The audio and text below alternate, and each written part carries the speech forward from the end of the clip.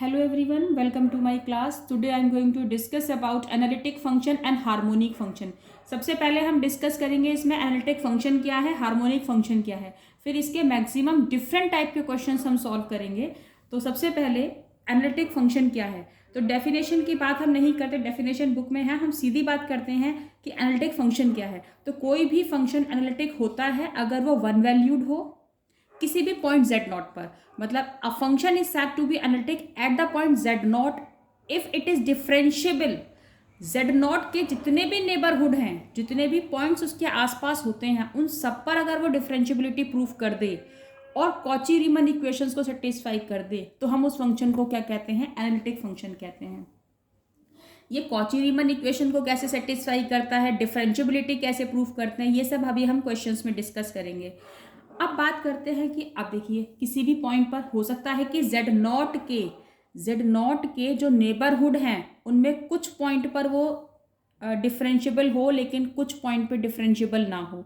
अगर वो कुछ पॉइंट पे डिफरेंशिएबल है लेकिन कुछ पॉइंट पे डिफरेंशिएबल नहीं है तो ऐसे फंक्शन उसको हम सिंगुलैरिटी में चला जाता है, उसको हम सिंगुलर फंक्शन कहते हैं. तो अगर डिफरेंशिएबल हर एक पॉइंट पे नहीं है तो that will be a singular point.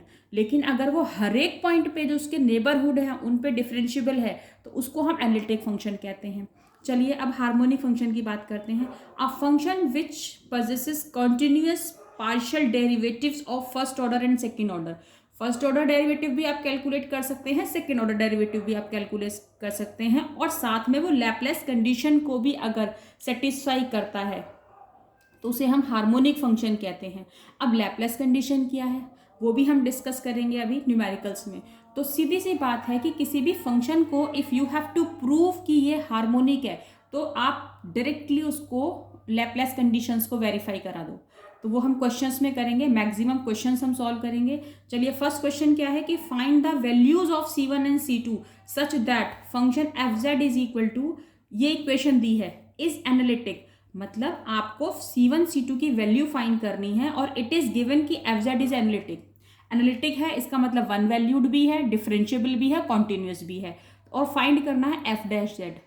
तो बहुत अच्छा क्वेश्चन है, इंपॉर्टेंट क्वेश्चन है. जितने मैक्सिमम बीटेक स्टूडेंट्स के लिए और बीएससी स्टूडेंट्स के लिए जितने क्वेश्चंस इंपॉर्टेंट है वो सारे ही हम यहाँ एनालिटिक्स से रिलेटेड सॉल्व करेंगे. तो सबसे पहले तो देखो एनालिटिक फंक्शन दे रखा है. एफ जेड की अगर हम बात करें तो एफ जेड होता क्या है, F of Z is equal to जो हमें गिवन है सी, F of Z is equal to given है x square plus c1 y square minus 2xy plus i c2 x square minus y square plus 2xy. ये है. तो ये जो हमारा ये वाला जो पार्ट होता है इसको हम रियल पार्ट करते हैं जिसमें आई एब्सेंट है. ये मेरा इमेजिनरी पार्ट होता है. तो हम एफ जेड जो फंक्शन होता है इसको हम लिखते हैं u प्लस आई वी. तो जो रियल पार्ट होता है वो हमारा u होता है और जो इमेजिनरी होता है वो हमारा v होता है. तो u इसमें हमारा हो गया. चलिए नेक्स्ट देखते हैं अभी. तो यहाँ पर u हमारा क्या हुआ, c.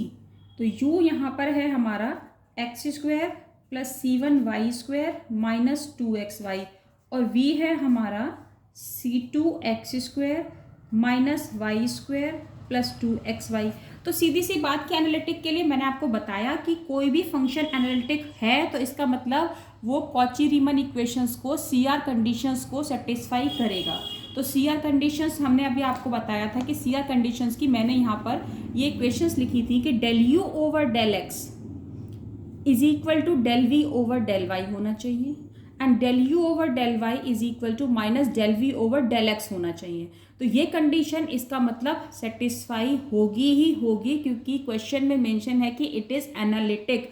तो एनालिटिक की ये कंडीशन तो भाई 110% सेटिस्फाई होगी. तो हम ये चारों वैल्यू कैलकुलेट करके इसको सेटिस्फाई कराएंगे. चलिए देखते हैं. तो u ओवर x आप कैलकुलेट करो सबसे पहले. तो डेल u ओवर x के रेस्पेक्ट में अगर मैं डिफ्रेंशिएट करूंगी तो 2x माइनस 2y. फिर मैं del u over del y calculate करती हूँ तो ये आएगा 2c1y माइनस 2x. सेम ऐसे ही यहाँ पर del v over del x के रेस्पेक्ट में डिफ्रेंशिएट करेंगे, तो भाई एक्स के रेस्पेक्ट में करेंगे तो C2 तो एज इट इज, और एक्स स्क्वायर का हो जाएगा 2x, वाई स्क्वायर का 0 प्लस एक्स के रेस्पेक्ट में कर रहे हैं तो 2y। फिर हम कैलकुलेट करेंगे del v over del y. V over y कितना आएगा, वाई के रेस्पेक्ट में करेंगे तो फर्स्ट 0 हो जाएगा, इसका आ जाएगा आपका -2y प्लस 2x। अब हमारी कॉची रीमन इक्वेशंस क्या हैं, CR कंडीशंस क्या है, तो हम लिखेंगे by CR conditions.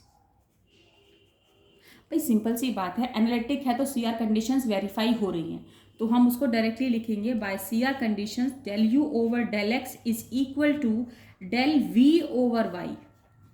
U over x होता है V ओवर वाई के, साथ में दूसरी कंडीशन क्या है, del U over y is equal to minus del V over del x. तो U ओवर एक्स हमारा कितना है जरा बताओ, 2x माइनस 2y, और V ओवर वाई कितना है, ये रहा हमारा -2y प्लस 2x।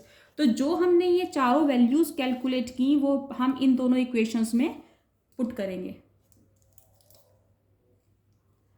तो हमारा आया यहाँ पर U over x is equal to minus U over x कितना है हमारा 2c1y minus 2x is equal to minus sign के साथ 2c2x प्लस 2y, ये कंडीशन। तो यहाँ पर 2x माइनस 2y और यहाँ भी 2x माइनस 2y, तो ये तो सेटिस्फाई हो गया, यानी कि ये वाला पार्ट तो सेटिस्फाइड है, इक्वल है दोनों। यहाँ से चलिए हम सॉल्व करते हैं इसको। तो अगर हम इसमें देखें तो 2 देखो, 2 तो हम कॉमन लेकर काट दें तो ये आ जाएगा हमारा c1y minus x is equal to minus, हमने 2 कॉमन लेकर कैंसिल किया, माइनस से मल्टीप्लाई कर रहे हैं, तो माइनस एक्स माइनस वाई, ये आएगा माइनस C2x और माइनस वाई। अब अगर हम कंपेयर करें, देखिए अब यहाँ रिजल्ट कैसे कैलकुलेट करेंगे, कंपेयर करके। कंपेयर कैसे करेंगे, x के कोफिशिएंट को आप x से कंपेयर करेंगे, तो यहाँ पर C2 की वैल्यू कितनी आएगी, इम्प्लाइंग दैट अगर हम कंपेयर करें तो x से x कैंसिल, तो C2 का कोफिशिएंट माइनस से माइनस कैंसिल, तो C2 की वैल्यू आ जाएगी आपकी 1। नेक्स्ट अगर हम C1y को देखो, इसको इससे कंपेयर करें तो y से y कैंसिल और C1 की वैल्यू कितनी आ जाएगी आपकी -1। तो ये दो वैल्यू मेरी कांस्टेंट की जो हमें इस क्वेश्चन में कैलकुलेट करनी थी वो हमारी आ गई। तो C1 आया -1, C2 आया हमारा 1, तो वैल्यूज कैलकुलेट हो गई। सेकेंडली हमें इस क्वेश्चन में क्या कैलकुलेट करना था, सेकेंडली इन्होंने हमसे कहा also find F dash Z. तो एफ डैश जेड निकालने के लिए हम क्या करेंगे, एफ जेड जो हमारा गिवन है, हमारा एफ जेड कितना गिवन है, एफ जेड जो हमें क्वेश्चन में गिवन है उसको डिफ्रेंशिएट करेंगे, तो f dash Z is equal to c. Look f z हमारा ये है, इसको डिफ्रेंशिएट करना है आपको, तो करो डिफ्रेंशिएट किसकी, एफ जेड को। क्या मैं इसको डिफ्रेंशिएट कर सकती हूँ एफ जेड को, भाई एफ जेड हमारा किसका फंक्शन है, एफ जेड है हमारा एक्स और वाई का। तो अगर हमें एफ डैश जेड कैलकुलेट करना है तो हम कैलकुलेट करेंगे डिफ्रेंशिएट ना करके del u over del x plus i del v over x. मतलब जो हम डिफ्रेंशिएशन पार्ट, हम जो फर्स्ट डेरिवेटिव इसका निकाल चुके हैं उसी में हम एफ डैश जेड अगर हमें कैलकुलेट करना है, एफ जेड हमारा किसके इक्वल होता है, यू प्लस आई वी के, और एफ डैश जेड हमारा होता है del u over del x plus i del u v over del x. तो एफ जेड को डिफ्रेंशिएट करना है तो मैं इसको डिफ्रेंशिएट ना करके, एफ जेड मेरा यू प्लस आई वी के बराबर होता है तो मैं इसको डिफ्रेंशिएट कर दूंगी विद रिस्पेक्ट टू एक्स। तो ये मेरा हो जाएगा del u over del x, ये हो जाएगा del v over del x.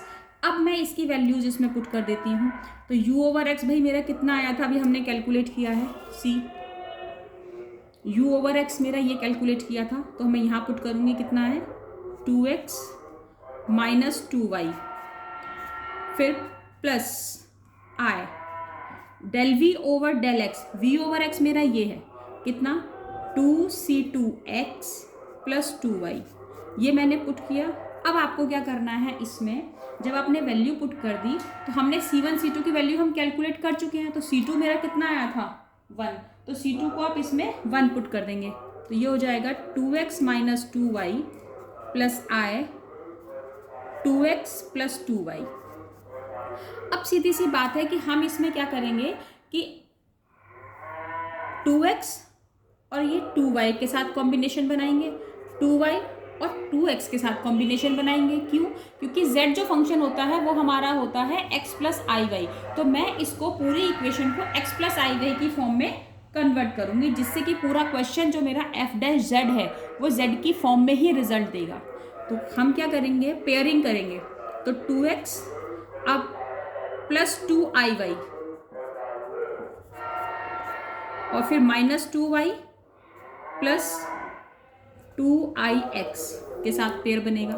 तो ये मेरा आ जाएगा अब यहाँ पर 2 अगर हमने कॉमन लिया तो x प्लस आई वाई। यहाँ से अगर हम क्या कॉमन लें, क्योंकि मेरे को x पहले आता है और x प्लस आई वाई होता है, लेकिन यहाँ पर आ रहा है हमारा x के साथ i आ रहा है। i जो होता है वो हमारा इमेजिनरी पार्ट होता है जो कि y के साथ होता है।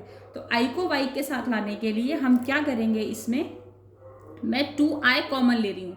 तो मैंने अगर 2i कॉमन लिया तो मेरा ये आ जाएगा x और यहाँ पर आ जाएगा माइनस 2 कॉमन है, i भी कॉमन है, तो y अपॉन आई आएगा, y अपॉन आई आएगा। लेकिन जो मेरी फॉर्म होती है वो या तो होती है z की फॉर्म में x प्लस आई वाई या होता है x माइनस आई वाई। तो हम क्या करेंगे, इसमें अगर मैं i से ऊपर नीचे मल्टीप्लाई कर दूं तो ये मेरा कन्वर्ट हो जाएगा i में, भाई जो मेरी फॉर्म होती है x प्लस आई वाई उसमें कन्वर्ट हो जाएगा। तो c देखिए हम कैसे कन्वर्ट करेंगे इसको।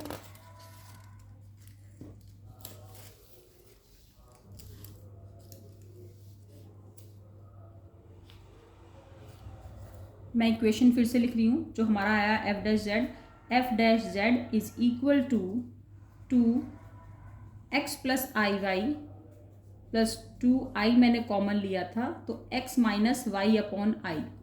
तो मैं यहाँ पर अगर i से ऊपर नीचे मल्टीप्लाई कर दूँ तो मेरा ये कन्वर्ट हो जाएगा x प्लस आई वाई में, 2x plus i Y 2i। तो अगर मैंने i से ऊपर नीचे मल्टीप्लाई किया तो i से अगर मैं ऊपर मल्टीप्लाई करूँगी तो ये तो हो जाएगा मेरा, मैं साइन अभी बीच में देखो पुट नहीं कर रही हूँ क्योंकि वैल्यू साइन चेंज होगा, तो आई वाई और नीचे आएगा आई स्क्वायर, और आई स्क्वायर कितना होता है -1, माइनस माइनस क्या हो जाएगा प्लस, तो ये हो गया। तो मैंने इस y में ही ऑपरेशन लगाया i से ऊपर नीचे मल्टीप्लाई करके, तो ये मेरा x प्लस आई वाई में कन्वर्ट हुआ। अब मैं क्या कर सकती हूँ, f dash Z is equal to ये हो जाएगा 2z प्लस 2iz। भाई x प्लस आई वाई हमें पता है किसके बराबर होता है, z के। तो यहाँ पर अगर मैं 2z कॉमन ले लूँ तो ये आ जाएगा 1 plus I, that is your F dash Z. चलिए फर्स्ट क्वेश्चन तो हो गया इसका। अब सेकंड क्वेश्चन पे मूव करते हैं। इस क्वेश्चन में हमें एनालिटिक दिया था, हमें कॉन्स्टेंट्स कैलकुलेट करने थे, लेकिन अब हमें क्या करना है, फंक्शन को एनालिटिक प्रूफ करना है, prove that the function is analytic. तो वो देखिए कैसे प्रूफ करेंगे।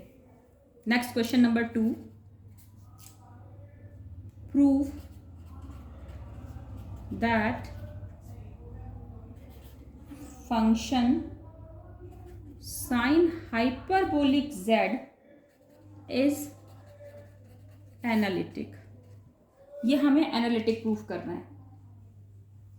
तो एनालिटिक प्रूफ करने के लिए यहाँ पर मेरा जो एफ जेड है वो है साइन हाइपरबोलिक z।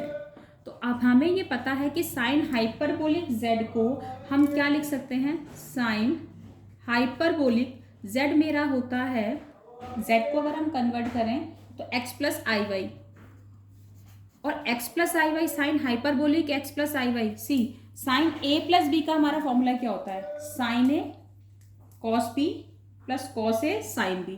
तो हम वही फॉर्मूला लगाएंगे यहाँ पर, sine a cos b plus cos a sine b। तो ये हो जाएगा हमारा sine hyperbolic x into cos y plus i cos hyperbolic x into sine y. तो sine hyperbolic x cos y plus i cos hyperbolic x sine y, ये हमने इसको convert कर दिया।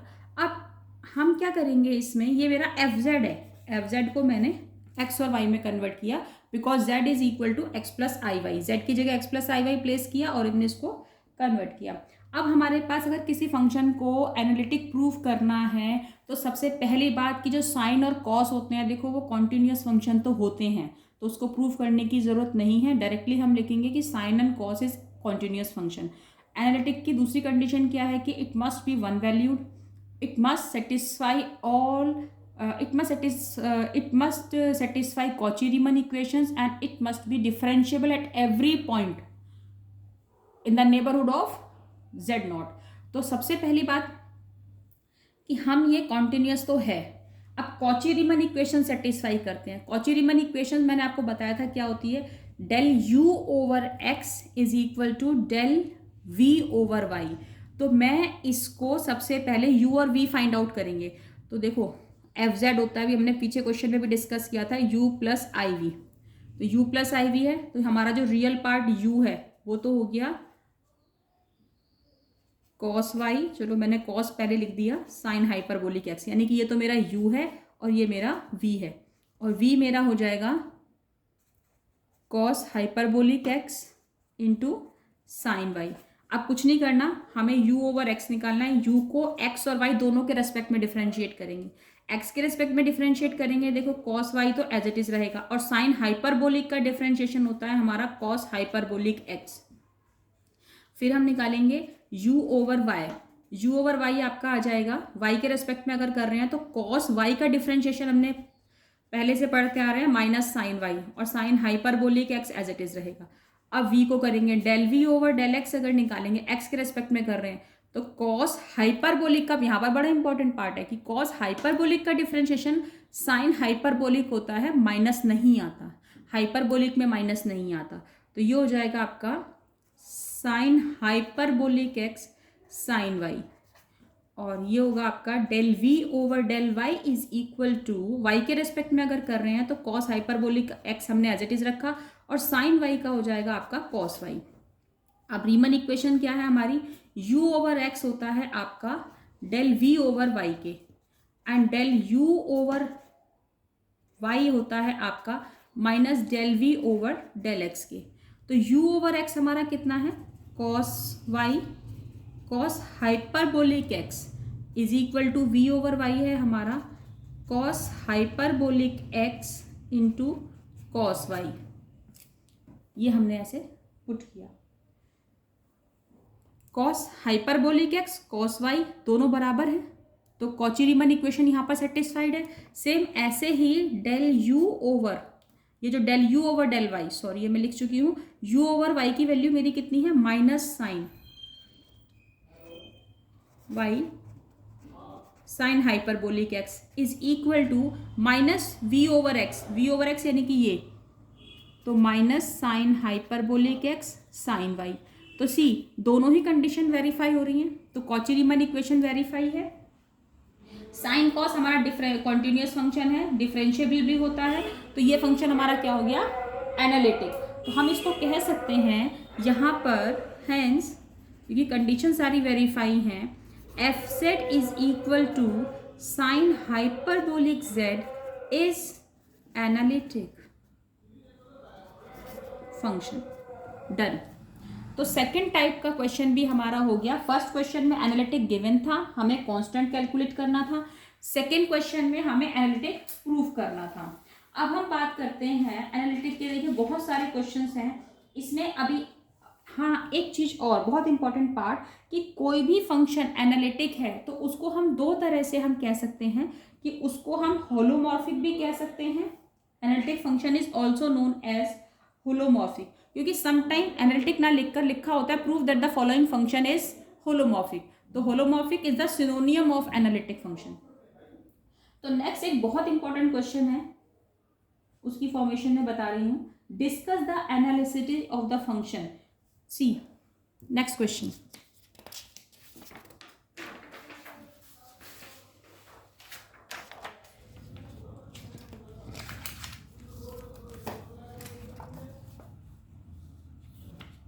Second question, sorry it's a third question of analytic function. तो analytic function के लिए discuss the analyticity of the F Z. F Z is equal to, मैं short में लिख रही हूँ, एनालिटिक इसको शो करना है, ये फंक्शन है हमारा। तो देखिए एनालिटिक के लिए सबसे पहले इसको आप कन्वर्ट कर दो, तो f Z is equal to z z bar, z होता है हमारा एक्स प्लस आई वाई और जेड बार होता है हमारा, ये होता है एक्स प्लस आई वाई और ये होता है एक्स माइनस आई वाई। जब आप इसको सॉल्व करेंगे तो ये आपका आ जाएगा x square plus y square, ये हो जाएगा एफ जेड।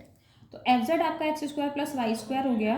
तो आप इसमें अगर यू एक्स वाई कैलकुलेट करें, देखिए रियल पार्ट है ना मेरा, एफ जेड जो होता है वो यू प्लस आई वी के बराबर होता है। तो यहाँ पर यू मेरा real part x square plus y square हो गया और वी मेरा यहाँ पर क्या है 0, क्योंकि i imaginary part is absent here.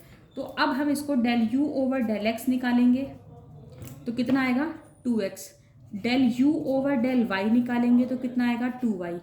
अब डेल v ओवर x निकालेंगे तो भी 0, v ओवर y निकालोगे तो भी 0। तो दोनों ही केस में ये 0 वैल्यू है। कॉची रीमन इक्वेशन की अगर हम बात करें तो वो होती है del u over del x is equal to del v over y और del u over del x is equal to minus del v over del y। तो यहाँ पर यह आ जाएगा 2x इज इक्वल टू 0 और ये आ जाएगा आपका 2y इज इक्वल टू 0। तो ये कंडीशन जो कॉची रीमन इक्वेशन है यहाँ पर ये ट्रू है सिर्फ किसके लिए, ओरिजिन पर। ओरिजिन के लिए तो ट्रू है ये, क्योंकि x इज 0 एंड y इज 0, लेकिन बाकी सारे पॉइंट्स के लिए ये ट्रू है नहीं, ये ट्रू है नहीं भाई, क्योंकि ओरिजिन पर तो ये सेटिस्फाई कर रहा है। लेकिन तो इसका मतलब अगर ओरिजिन पे सेटिस्फाई कर रहा है तो ये ओरिजिन पे डिफरेंशिएबल होगा, लेकिन बाकी सारे पॉइंट्स पे डिफरेंशिएबल नहीं होगा। तो इस फंक्शन को हम कहेंगे इट इज नॉट एनालिटिक। तो यहाँ पर ये फंक्शन सिर्फ एनालिटिक है ओरिजिन के लिए, sorry, it is differentiable eight only origin. और किसी भी फंक्शन को एनालिटिक होने के लिए एक पॉइंट z नॉट के अराउंड जितने पॉइंट उसके नेबरहुड में होते हैं उस पर भी एनालिटिक होना चाहिए। तो हम यहाँ पर डायरेक्टली कह देंगे it is differentiable only eight origin. तो ये सिर्फ ओरिजिन पे डिफरेंशिएबल है, ओरिजिन पे डिफरेंशिएबल है ये, और हमें चाहिए था सारे पॉइंट्स पे डिफरेंशिएबिलिटी। तो it is not differentiable, it is not differentiable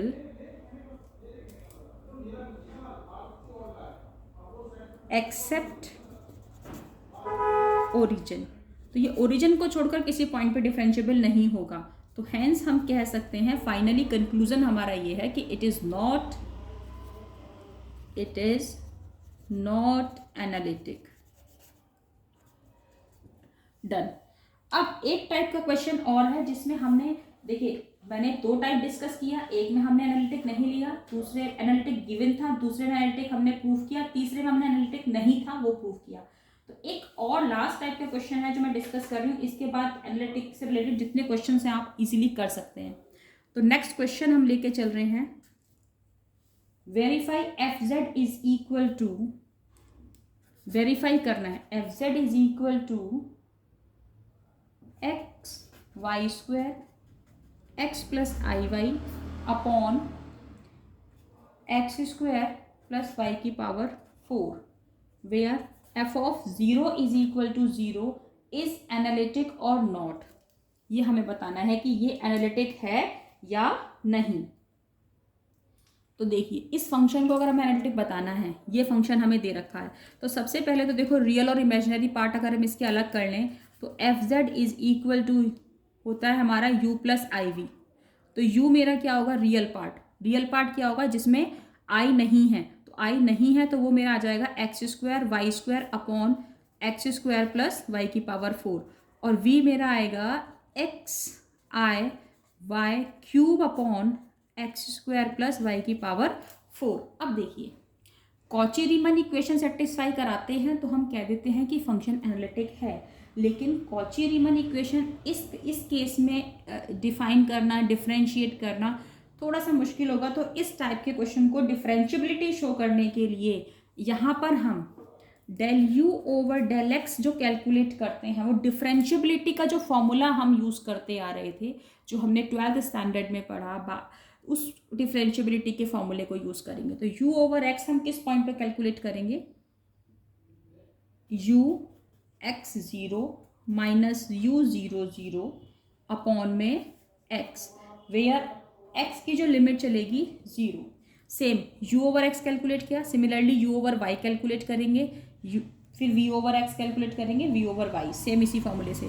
तो यहाँ पर अगर हम देखें तो u x 0, यानी कि u में आप y को 0 पुट करो, x को तो x ही रखेंगे, y को आप 0 पुट करेंगे, तो ये पूरा फंक्शन 0 हो गया, ये हो गया 0। माइनस 0 0 का मतलब x भी 0 y भी 0, तो ये भी 0 अपॉन में x की लिमिट अभी हम नहीं लगाएंगे क्योंकि लिमिट हम बिल्कुल सिंप्लीफाई के बाद में लगाते हैं, तो ये आ गया 0।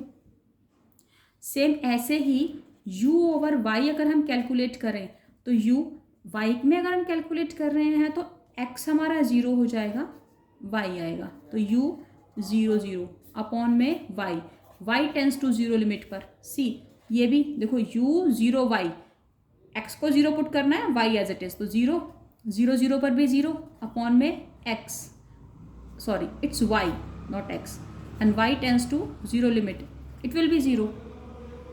सेम ऐसे ही आप कैलकुलेट करेंगे डेल v ओवर x आप कैलकुलेट करेंगे तो फॉर्मूला हो जाएगा v x 0 minus v 0 0 upon में x टेंस टू 0 लिमिट पर, ये भी 0 आएगा, आप पुट करके देख लो। x 0 का मतलब है इसमें आप y को 0 पुट कर रहे हो, देखो x और y प्रोडक्ट में है तो कोई भी एक अगर 0 होगा तो पूरा फंक्शन अपने आप 0 हो जाएगा, पूरी वैल्यू अपने आप 0 हो जाएगी, तो ये आपका 0। सेम ऐसे ही del v over del y अगर हम कैलकुलेट करें तो ये हो जाएगा v 0 y minus v 0 0 upon में y टेंस टू 0 लिमिट पर, ये भी 0। तो अब एक मिनट, कॉची रीमन इक्वेशन सेटिस्फाई होगी एट ओरिजिन, क्योंकि देखो सारा ओरिजिन पे ये सेटिस्फाई हो रहा है, तो कॉची रीमन इक्वेशन तो सेटिस्फाई हैं, तो ये कॉची रीमन इक्वेशन के अकॉर्डिंग तो एनालिटिक है। पर डिफरेंशियबिलिटी की बात अभी हम करते हैं, तो डिफरेंशियबिलिटी के लिए इस केस में हम कैलकुलेट करेंगे आपका f डैश z c, तो यहाँ लिख देते हैं Cauchy Riemann conditions are satisfied at origin, तो ये ओरिजिन पे तो सेटिस्फाई है। अब डिफरेंशियबिलिटी की बात करते हैं, तो ओरिजिन पे सेटिस्फाइड है। डिफरेंशियबिलिटी के लिए इन्होंने हमें यहाँ पर क्या दे रखा है, f डैश 0 की जो वैल्यू है वो 0 गिवन है, तो f डैश 0 हम कैलकुलेट करेंगे, तो f डैश 0 के लिए जो फॉर्मूला होगा डिफरेंशियबिलिटी का वो F Z minus F of 0 upon z, तो z टेंस टू 0 लिमिट। तो सबसे पहले इस पार्ट में क्वेश्चन करने के लिए हमने क्या किया, हमने इसमें कॉची रीमन इक्वेशन सेटिस्फाई कराई एट ओरिजिन, तो ओरिजिन पे सेटिस्फाई कर रहा है, बाकी पॉइंट्स पे नहीं कर रहा। तो अब हम इसमें डिफरेंशियबिलिटी चेक करने हैं, F dash Z is equal to F Z minus F of 0 upon Z, तो ये आपका आ जाएगा एफ जेड का मतलब है x y square x plus i y upon में एक्स स्क्वायर प्लस वाई की पावर 4 माइनस एफ ऑफ 0, हमें गिवन है 0 है, लिमिट चलेगी z टेंस टू 0। अब z यहाँ पर किसका फंक्शन है, x और y का, तो x भी 0 को टेंड करेगा और y भी 0 को टेंड करेगा, ये हमारी लिमिट चलेगी। अब यहाँ पर साथ में अपॉन में z है, अपॉन में z मतलब 1 upon x plus i y, तो c x plus i y से तो x plus i y cut जाएगा, तो हमारा जो बचेगा वो बचेगा remaining part x y square upon x square plus y की power 4 where x tends to 0 एंड y टेंस टू 0 लिमिट पर।